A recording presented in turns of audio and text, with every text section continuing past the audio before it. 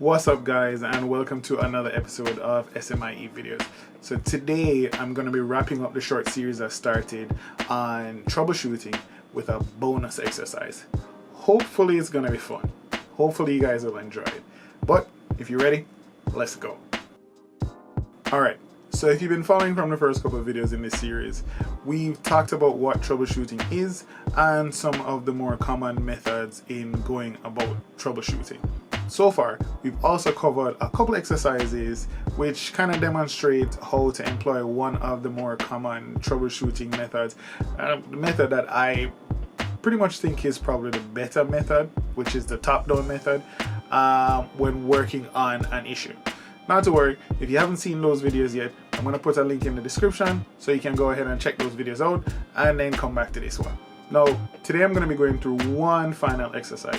This isn't so much troubleshooting as it is using that troubleshooting mindset to help regulate how you make changes on your network or how you actually carry out other functions within your network. Let's check it out. Alright, so we have jumped back into my handy dandy lab environment here, and we're going to look at the final exercise or final example in this short video series, right?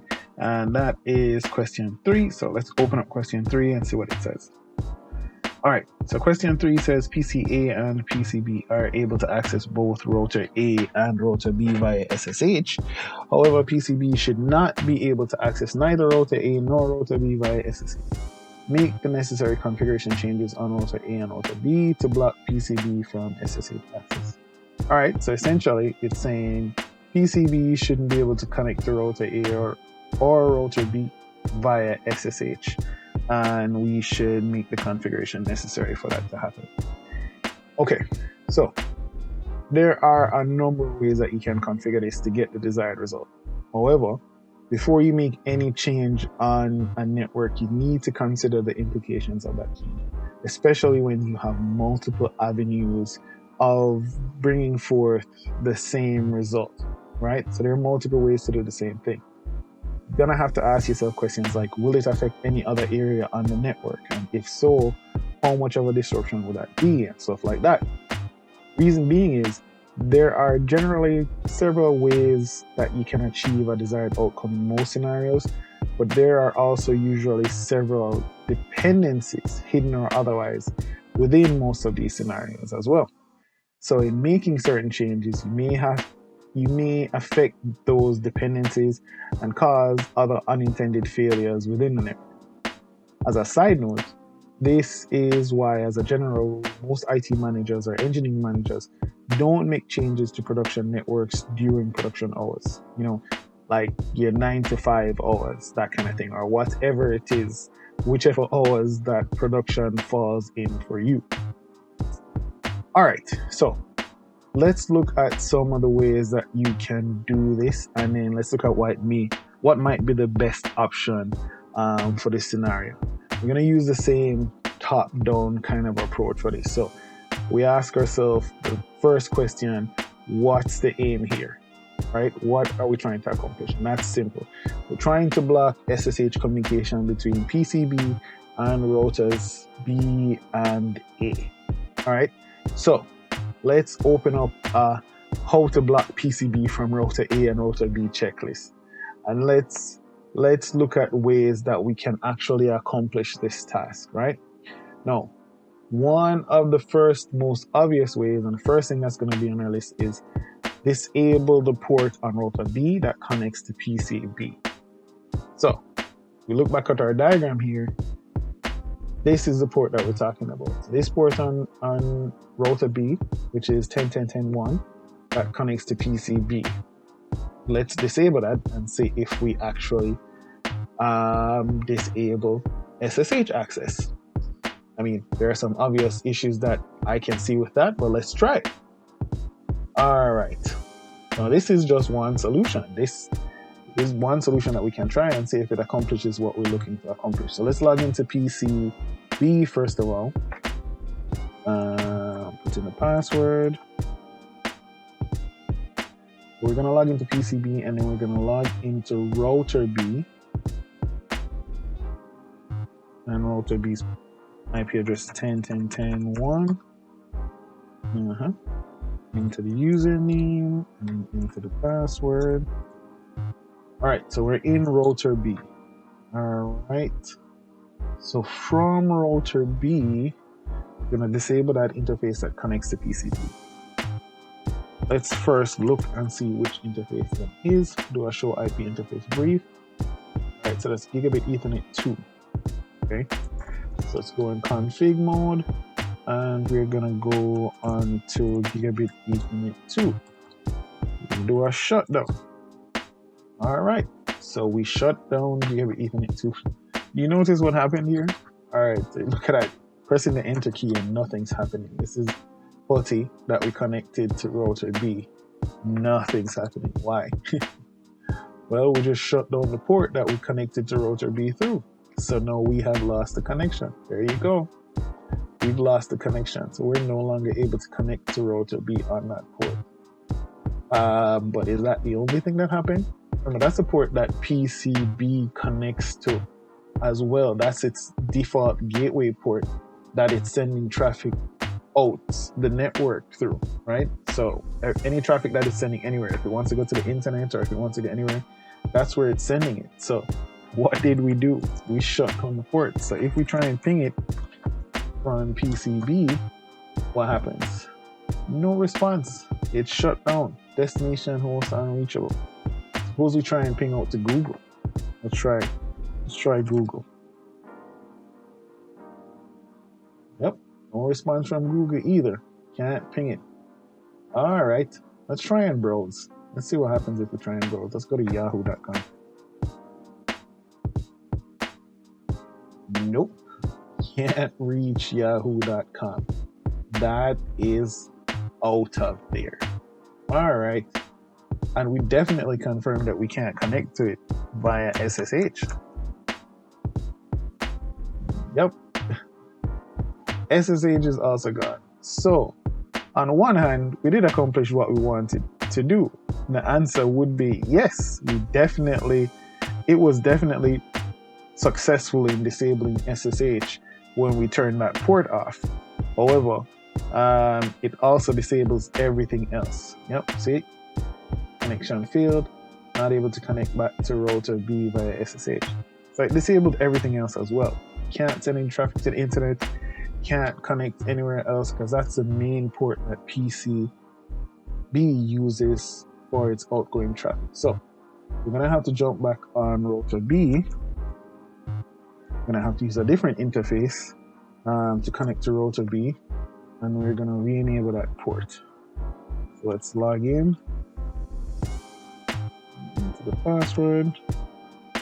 We're back on router B, and it was interface 2, Gigabit Ethernet 2, I think. So we're back in config mode, and let's go, and we're gonna type no shut to bring that interface back up. And yep. So now the interface should be back up. Let's try pinging again. Yes, success. So we're back up, right? Which means that we try and connect back to, let's close this terminal on that port and let's connect back to 10.10.10.1. Try and connect back here. We should be successful. Yep. Now the user, and the password, and we are back on 10.10.10.1. Okay, so first thing we tried on our list worked and didn't work at the same time. Not the best solution then for what we want to accomplish here. That's not gonna work. All right, so what other step can we try? Let's go back to our checklist. Next thing that we can try is to block the port outgoing on Windows Firewall, because there was no other firewall referenced in the topology, right? So if we come back here, there is no firewall, just these two routers. So we can try blocking the port outgoing on the Windows Firewall. So let's try that. Let's do a search for the Windows Firewall here. Let's bring the firewall up. Easy way. Let's do a search on the search bar. Type in firewall. All right. So Windows Firewall is up. We're going to go to Advanced Settings, and we're going to go to Outgoing Rules. All right, so the whole process here that we create is we create a new rule. So rule type is going to be a custom rule, and then we're going to move on to the program, or we could just click next. And we're going to just leave it at all programs. So let's just say the rule applies to all connections on the computer that match the rule, right? And then we're going to look at protocols and ports. And here is where we define a protocol. It would be TCP. And we would say for the local port, any port that the connection goes out on, because there's port translation, right? So for the destination port, we can change the destination port to port 22, and so we're connecting out on port 22, and then we click next, and then we can specify the IP addresses. So we can put in the local IP address that this applies to, and this would be, let's say, the IP address of this computer, 10.10.10.100, and just click OK, and then we can put the remote IP address, and then we put 10.10.10.1, which is the remote destination, and then we click next, and then the action will be to block the connection, and we click next for the profile, and we're going to say this is a private profile, and we click next, and then we can give it a name, whatever we want to name it. Now, is this going to work? Yes, it is going to work. It will block SSH communication outgoing from this PC. We'd have to turn the firewall on first, but it would block outgoing communication from the PC on port 22, which is SSH. However, it would also leave the ability to remove and enable this rule with the user at their will. So the user who's using PCB could easily go in and change that or delete that rule, so it would no longer apply unless the user doesn't have admin privileges to the PC. And then as well, it also necessitates you as an admin getting access to this user's PC to enable the rule, which may not always be accessible. So while that does work, it's not necessarily the best option for this scenario. Okay, what's the next thing that we can try? Well, another item on our checklist can be to block the port incoming on the connected interface of router A and router B. So that basically is, we're going to go on router A and router B, and we're going to block the port 22 on the interface that traffic is going to be incoming from PCB, right? So we already know router B, we already know that that interface is gigabit Ethernet 2, right? So let's just check. Go IP interface brief. Let's just confirm. All right. Yep. So we're confirming that that's gigabit Ethernet 2. Okay. So in order for us to block the port on this interface, then the first thing that we're going to need to do is to actually create an access list that allows for this to happen, right? So let's go and do that. So we're going to create an access list, and then we're going to have to apply it to the interface. Okay, so let's go. First thing, creating our access list. IP access list is going to be an extended access list, and we're going to call it SSH2. Okay, all right, so now we're in that access list. The first thing that we're going to do is to create a rule that's going to deny the traffic from PCB, and this is going to be TCP traffic. So 9 TCP host 10.10.10.10.100, that's PCB's IP address, and we're gonna deny it to host 10.10.10.1, which is the IP address for router B, and we're gonna put equal 22. That's the port for SSH that traffic is coming in on that we don't want to come in on anymore. So let's deny that. Oops, what did I do? Oh no, too many 10s here. Somebody could have told me. Alright, let's go back.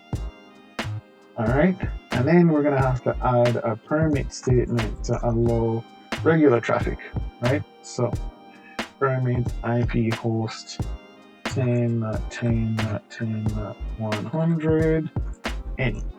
Okay, so that allows any other regular traffic to come in. Now with access lists, the device reads the access list top down. So it's going to read the first statement in the list and action that one first. Okay. All right. So we're done. Let's do a show run and pipe the access list so we can have a look at it. All right. So it's there. Okay, cool. If you want to see what it looks like, we can do show run, and we can pipe and begin at access list, and then we'll see what it looks like. All right, so there's our access list. It's here. So now we need to apply it to the interface. So we're gonna go on interface 2, and then we're gonna type at IP access root SSH2 in. All right. So now, oops, look at that. I've lost connectivity again because, of course, I applied the access list on the same interface 10.10.10.1 that I'm connected to. So now I have lost connectivity to the router, but I can still ping it, unlike before, right, where I couldn't ping it at all because I shut down the interface. So I still have connectivity to the router, but I no longer have SSH access to the router. Now, I could go and do the same thing to router A, and that would then effectively block access to router B, and it would effectively block access to router A, as I have effectively done now. And we can test that. Let's try and connect back to 10.10.10.1 via SSH. No dice. So it's going to stay there until it actually fails out, right? However, there is a caveat to doing it this way. And that caveat, let me show you. If I take a look at PCA and PCB again, let's start with PCB since I'm on PCB, right? Let me close this and let me just do an IP config. Now, I wonder if you remember this from when we just started. So if I do an IP config, what do you notice here? There are two NIC interfaces on PCB, which means that when I apply this method, it's gonna block SSH traffic on just this interface, which connects to, so that's Ethernet 0, which connects back to router B, right? It's not gonna block it on Ethernet 1. This also connects back to router B, right? Because there's an interface on router B in this subnet as well. So it's only gonna block the traffic on this one interface. I'd have to go to both interfaces on router B and router A in order to block traffic from PCB. Now, that isn't very efficient, right? Because suppose there were like 10 million interfaces, then that's 10 million interfaces I'm gonna have to go to one by one to block traffic. So there is a better way to do this, and I'm gonna show that to you right now. Let me first go back onto router B and just oops, my bad. Do this again. Walk onto router B, and I'm gonna disable that access list. So 1.1.2 login and alright, back on router B. Let me just go back and I'm gonna make things easier for me. Alright, T2, and I'm gonna just disable this. Yes, copy and paste is the way for a network engineer. So I'm going to do a no IP access group in, and I'm going to remove that, right? So the access list is still there, but the rule is removed from the interface, so it's no longer going to be effective, right? But I'm going to show you now what would be the better way to do this. All right, let's start with a clear screen. All right, so the better way to do this would actually be to create an access list and apply it to the line VTY interface. The line VTY interface is basically where all of your virtual connections from your terminal programs are going to come in through into your device, right?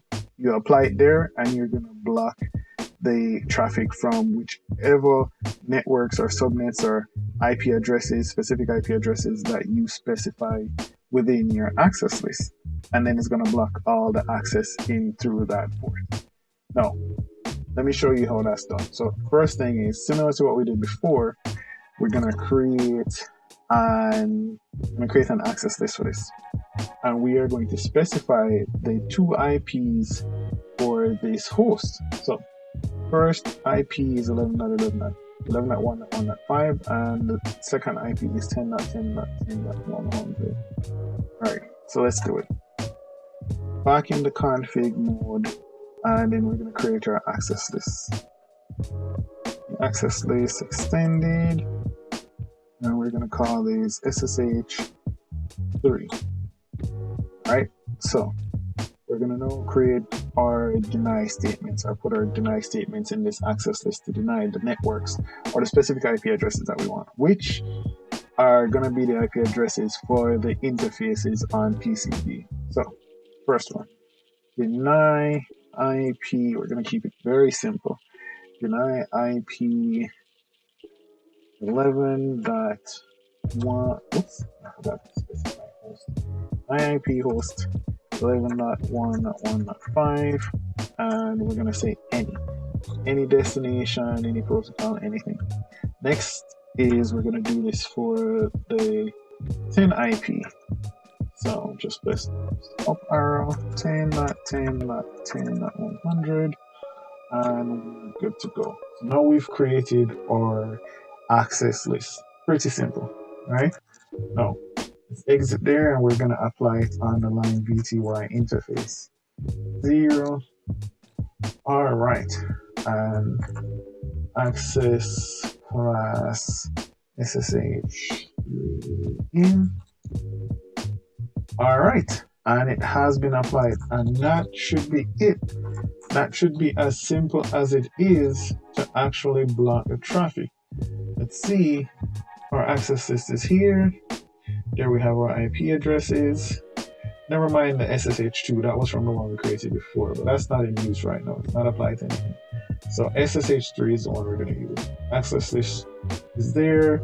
Our deny statements are there, and we can see that it has been applied to our line VTY interface. Okay. All right.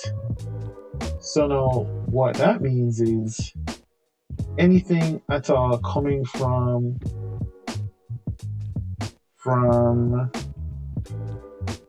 PCB on router B should be blocked. All right. Let's see. Can we connect to router B? There we go. You can't connect. It says connection refused. Now the reason why you didn't see it drop before was because we were already on the connection. So it didn't drop, it didn't terminate that connection whilst we were on it. But now that we have actually exited and we're trying to access it, it says connection refused, right? So let's try accessing to be on the 10 interface, 10.10.10.1 SSH, connection refused. Yeah, it's not gonna allow us to connect, and that would actually be the way that you want to apply the SSH restriction or the SSH block from the specific PCB in this case on your routers. You would do the same thing on router A as we just did on router B, and that would be it. Alright, and there you have it. It's a sort of round the world-ish way to get something so simple done, but necessary, I think, to illustrate to you the importance of adding those extra steps just to ensure that whenever you implement any change or configuration on your network, you account for, as best as possible, any adverse outcome while delivering your desired results. And that's it, guys. This series on troubleshooting is wrapped. Really hope you enjoyed the content, and if you did, please don't hesitate to give it a big thumbs up and drop me a comment in the comment section and let me know what you think. If you haven't already, please consider subscribing to my channel and hitting that notification bell so that you don't miss any of the content that we post. That's it for me today, and I'm out. I'll catch you guys on the next one.